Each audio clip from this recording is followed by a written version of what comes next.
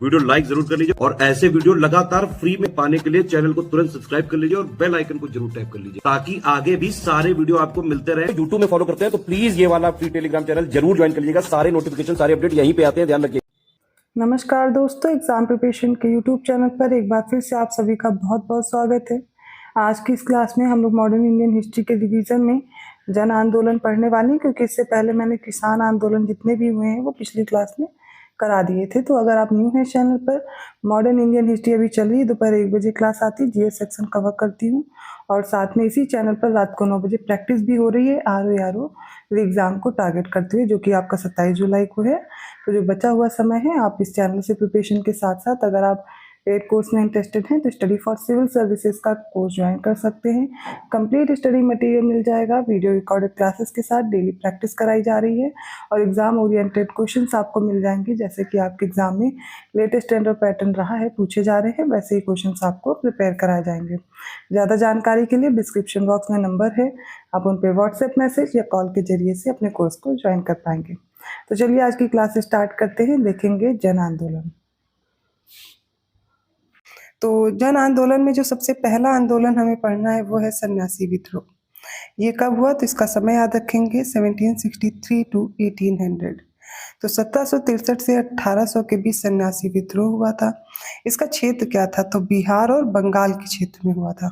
अब यहाँ पर स्टेटमेंट बन सकता है कि सन्यासी विद्रोह 1763 से 1800 के बीच हुआ और इसका जो क्षेत्र था वो मद्रास था। अब आपको बताना होगा इनमें से कौन सी स्टेटमेंट करेक्ट है। तब आपको पता होना चाहिए ना क्षेत्र भी कौन सा है, बिहार और बंगाल का था। केना सरकार इसके प्रमुख नेता थे, मतलब नेतृत्वकर्ता भी याद रहने चाहिए। वो कौन थे सन्यासी में? केना सरकार थे।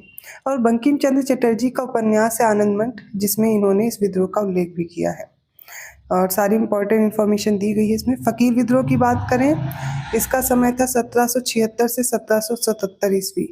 फकीर विद्रोह का याद रखिएगा और इसके नेतृत्वकर्ता कौन थे? मजनू शाह। ठीक है, क्षेत्र क्या था? ज़्यादातर आपको बंगाल ही मिलेगा।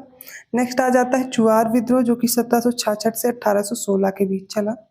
इसके नेतृत्वकर्ता थे जगन्नाथ और क्षेत्र क्या था? बंगाल और बिहार था। कारण क्या था इस आंदोलन का या विद्रोह का? तो भू राजस्व में वृद्धि कर देना ही इसका प्रमुख कारण था इस विद्रोह का। नेक्स्ट आता है रामोसी विद्रोह। तो 1822 से 1829 के बीच होता है रामोसी विद्रोह। इसके नेतृत्वकर्ता थे चित्तूर सिंह और क्षेत्र था पश्चिमी घाट। अगला आ जाता है पागलपंथी विद्रोह। कई बार पूछा गया, 1825 से 1827 के बीच रहता है। इसके नेतृत्वकर्ता थे टीपू शाह। ठीक है, लेकिन इसका क्षेत्र अब याद रखिएगा असम है। क्या था? असम में था। अगला विद्रोह है कोल विद्रोह, जो कि 1831 से 1832 ईस्वी के बीच रहा। इसके जो नेता थे वो बुद्धू भगत थे। क्षेत्र रांची, सिंहभूम, हजारीबाग और पलामू था। रांची, सिंहभूम, हजारीबाग और पलामू वाला क्षेत्र। नेक्स्ट है संथाल विद्रोह। तो ये 1855 से 1856 ईस्वी के बीच हुआ था। एक आदिवासी विद्रोह था और विद्रोह के प्रमुख जो नेता थे वो सिद्धू और कान्हू थे। संथाल में सिद्धू और कान्हू याद रखना है। क्षेत्र क्या था तो भागलपुर से राजमहल की पहाड़ियों के बीच ये संथाल विद्रोह फैला हुआ था।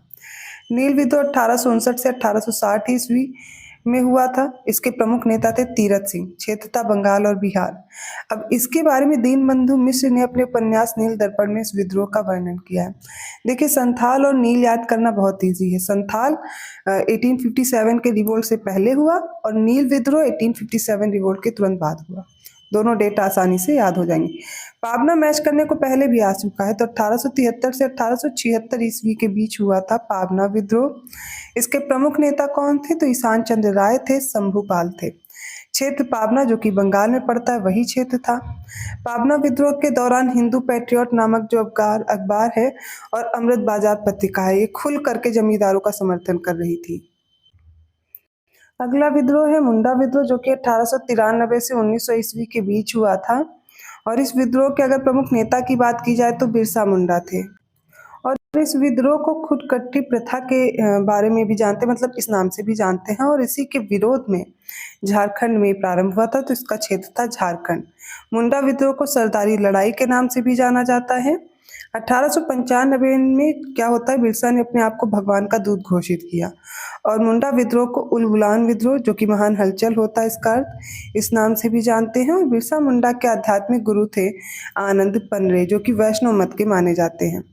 वर्ष 1899 से 1900 में बिरसा मुंडा के नेतृत्व में मुंडा विद्रोह हुआ था, जो कि छोटा नागपुर क्षेत्र झारखंड के क्षेत्र में सर्वाधिक चर्चित विद्रोह था और इस मुंडा उलगुलान विद्रोह भी कहा जाता है इसे। और बिरसा मुंडा को जो जन्म है वो 1875 में हुआ था। मुंडा जनजाति के थे और बिरसा को धरती अब्बा या जगत पिता के रूप में भी जाना जाता है। तो मुंडा विद्रोह का समय 1893 से 1900 के बीच। ताना भगत आंदोलन 1914 से 1915 ईस्वी। तो ये जो ताना भगत था आंदोलन, इसके नेतृत्व करता थे जतरा भगत और बलराम भगत, ठीक है। इसका क्षेत्र था छोटा नागपुर। मोपला विद्रोह कब हुआ, तो 1921 से 1922 के बीच और इस विद्रोह के प्रमुख नेता थे अली मुसलियार और क्षेत्र क्या था, मालाबार। यहाँ पर काश्तकार अधिक बटाईदार मुसलमान थे और जमींदार अधिकतर हिंदू थे। तो मालाबार में मोपला विद्रोह खिलाफत आंदोलन का ही एक परिणाम था। नेक्स्ट आ जाता है तेभागा आंदोलन 1946 ईस्वी। इस आंदोलन के प्रमुख नेता थे कंपाराम और भवन सिंह। क्षेत्र क्या था, तो बंगाल था।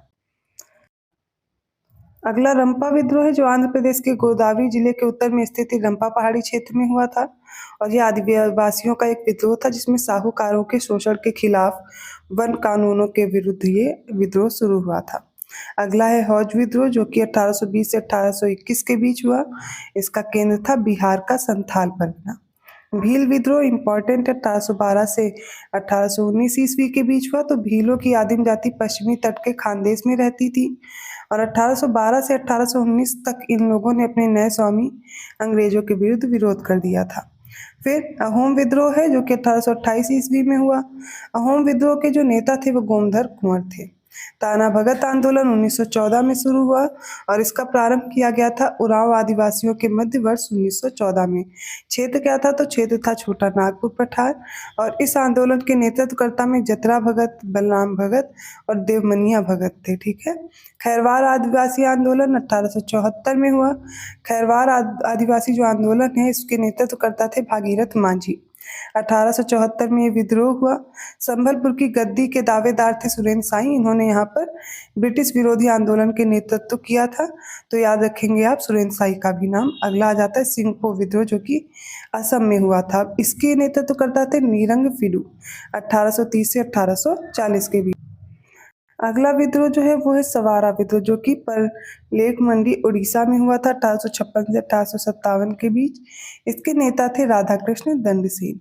वगैरह विद्रोह, इसकी डेट पूछी जाती है, ओखा मंडल में हुआ था 1818 से 1819 के बीच। अगला विद्रोह है सूरत नमक विद्रोह, जो कि 1844 से 1848 के बीच हुआ। सरकार को अतिरिक्त नमक कर वापस लेने के लिए इसमें मजबूर होना पड़ा था। फिर है चेनाब कैनाल कॉलोनी विद्रोह 1907 में। तो लाहौर इंडियन एसोसिएशन के प्रमुख नेता थे लाला लाजपत राय और अजीत सिंह। इस सिंह सभा और आर्य समाज जैसे संगठनों ने किसानों को बड़े पैमाने पर इनसे समर्थन प्राप्त किया, प्रदर्शन करवाए, सरकार को याचिकाएं भेजी। बाद में सभी प्रकार के करों का भुगतान रुकवा दिया गया था और तत्कालीन वायसराय थे उस समय मिंटो 1907 में पंजाब की सरकार द्वारा भूमि अधिग्रहण और जल कर बढ़ाने के लिए लागू किए गए कानून को भी वापस लेना पड़ा था। तो ये आज के जन आंदोलन थे, इंपॉर्टेंट एग्जाम में पूछे जाते हैं। कोशिश कीजिए इनकी डेट जरूर याद रखिएगा, ठीक है। एक दो जो अगर छूट भी गए होंगे तो आगे जो क्लासेस होंगी उनमें कवर हो जाएंगे। इसके साथ में आप पेड ग्रुप की जानकारी के लिए इन नंबर्स पे कॉल या मैसेज करके जानकारी ले सकते हैं और आप टेस्ट सीरीज ज्वाइन कर सकते हैं। कोशिश कीजिए ज़्यादा से ज़्यादा क्वेश्चन प्रैक्टिस कीजिए, जैसे कि क्रोनोलॉजिकल ऑर्डर पे है, स्टेटमेंट वाइज क्वेश्चन है। क्वेश्चन आप देख सकते हैं जो रात को 9 बजे मैं करा रही हूँ, ठीक वैसे ही मिलेंगे। ज़्यादा से ज़्यादा हेल्पफुल रहेंगे अगर आप ऐसी एनालिसिस के साथ क्वेश्चन सॉल्व करेंगे। वीडियो अच्छा लगा तो प्लीज़ लाइक ज़रूर कीजिए, चैनल को सब्सक्राइब कीजिए और लोगों को शेयर करते रहिए। ऐसे ही कंटेंट के साथ मैं आती रहूँगी अगली क्लास लेकर के। तब तक के लिए धन्यवाद।